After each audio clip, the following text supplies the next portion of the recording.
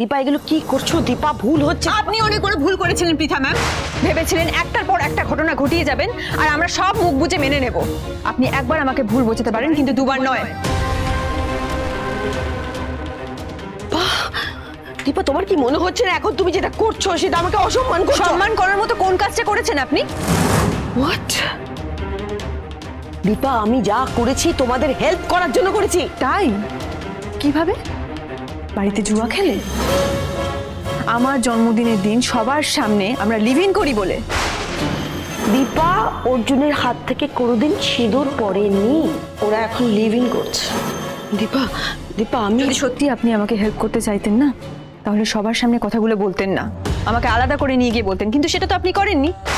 আমি খুব স্পষ্ট বুঝতে পারছি পৃথা ম্যাম, আমার আর অর্জুনদার বিয়ে হয়নি এই কথাটা সেদিন আপনি দরজার আড়াল থেকে শুনেছিলেন, আর তারপর সিন ক্রিয়েট করার তর্স হয়নি আপনার। এটা আমিও জানি, তুইও জানিস, রূপার জন্য আমরা বিয়ের নাটকটা করেছি। এখনো দেখুন, কাউকে কিছু না জানিয়ে আপনি একবারই দায়িত্ব নিতে এসেছেন এখানে। এই তাড়াতাড়ি করে সবকিছু হাতের মুঠোয় না আনতে গেলে আমি হয়তো বুঝতেই পারতাম না আপনার আসল উদ্দেশ্যটা কি। আর মনে রাখবেন, অর্জুনের সঙ্গে দীপা আছে, দীপা অর্জুনকে ছেড়ে যাবে না। আর এই দীপা কে জানেন তো? দুর্যোগে লগ্নে যার জন্ম, দুর্যোগ আর দুর্ভোগ নিয়ে তার জীবন। এইগুলো দেখুন ম্যাডাম, আরো ভ্যারাইটি আছে। উর্মিকে মা, এই তো তোমার কথাই বলছিলাম। আচ্ছা এই শাড়িটা দেখো তো, কালার ইজ ভেরি প্রিটি, তোমার গায়ে দিয়ে একটু দেখো কেমন লাগে। বাহ, ভালো লাগছে না দেখতে? মা এ কি দিদি ভাই এত শাড়ি, কি ব্যাপার? আয় না আয় না, এখান থেকে বাছ কোনটা তোর পছন্দের। কিন্তু দিদি ভাই পয়লা বৈশাখ তো চলে গেছে।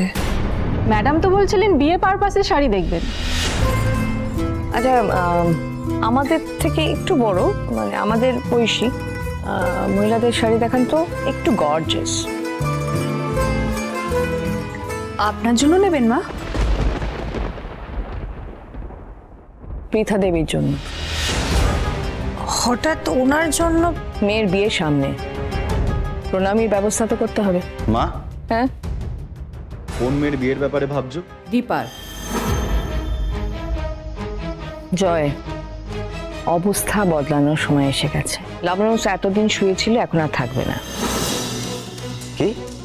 হ্যাঁ, লাবণ্য সেনগুপ্ত মাথা তুলে দাঁড়ালে লাবণ্য আগের জায়গায় ফিরবে। লাবণ্যের কথা বাইরে কথা বলো না মা, লোকজন হাসবে। তুমি বোধহয় জানো না, আজ থেকে নতুন প্রোডাকশন শুরু হয়ে গেছে। আচ্ছা মানে এতগুলো টাকা পয়সা কোথা থেকে পেলে তাহলে? অর্ডার এসেছে, অ্যাডভান্স পেমেন্ট ঢুকেছে। কোম্পানির গুডউইল তো অনেক কষ্ট করে তৈরি করা, সেটা এত সহজে নষ্ট হওয়ার নয়। তোমাকে এই নিয়ে এত ভাবতে হবে না। অনুরাগীর ছোঁয়া, সোম থেকে রবি রাত 9:30টায় স্টার জলসায়।